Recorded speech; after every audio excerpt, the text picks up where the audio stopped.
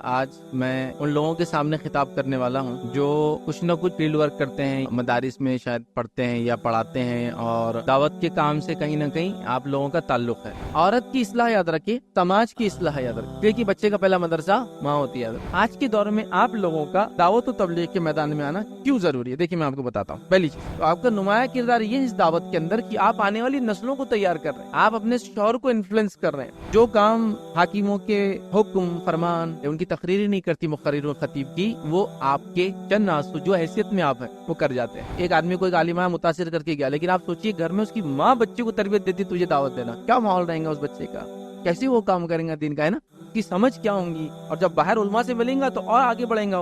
دنیا میں خواتین کے مسائل کو آج کل بہت سیریس لیا جا رہا ہے، بہت ٹو مچ سیریس لیا جا رہا ہے، لیکن ان سیریس مسائل میں جب ڈسکشن ہو رہا ہے مسلم خواتین کو ریپرزنٹیشن ہی نہیں، بات ہمارے لیے ہو رہی ہے اور ہم موجود نہیں۔ عورتوں کے تعلق سے یاد رکھیے، خاص طور پر مسلم خاتون کے تعلق سے ایک پروپیگنڈا پھیلایا جا رہا ہے، لیکن اس کی وضاحت کلیریفیکیشن دینے والا کوئی موجود نہیں۔ کچھ لوگ تو بولے مسلم عورت کو ہنسنے کا موقع نہیں جاتا، بیچاری کو اتنے ظلم کرتے ہیں، مطلب وہ روتی ہوئی دکھیاری، وہ جیل کی 4 سلاخوں کے پیچھے کھڑی ہوئی، ایسا بتایا جا رہا ہے اور ہم لوگوں نے مان لیا۔ نبی اکرم صلی اللہ علیہ وسلم کا زمانہ آپ لے لیجئے، خواتین نے کیا کیا کردار نہیں ادا کیا، گھر کے کام تو کیے، لیکن اس کے ساتھ ساتھ دیکھیے آپ کتنا نمایاں کردار ہے۔ اگر میں آپ سے سوال کروں، پہلا وہ انسان جو دنیا میں ایمان لایا وہ کون تھا؟ نبی اکرم صلی اللہ علیہ وسلم پر ایک عورت تھی۔ اس میں ذرا بھی تمیز یا فرق ہوتا تو یہ بتایا جاتا کہ نہیں ابھی تم مت لاؤ، تھوڑا بعد میں لاؤ، پہلے مردوں کو لانا، نہیں تمیز کی گئی۔ سب سے پہلا وہ کون شخص تھا جسے اسلام کے لیے قربانی دی، شہادت حاصل کی؟ سمیہ رضی اللہ عنہا، یہ بھی کون تھی؟ ایک خاتون۔ تو کچھ رول ایسے ہیں جس میں اندر تو ہم بٹے ہوئے کہیں نہ کہیں، لیکن اس کے بعد باقی سارے رول ہمارے کامن ہیں۔ نمازوں میں کوئی فرق دکھتا ہے آپ کو؟ روزے میں کوئی فرق ہے نہیں، ہمارے رمضان کے 30 ہے مردوں کے، عورتوں کے 15 ہی ہے، ان کو ڈبل 60 کر دیا نہیں،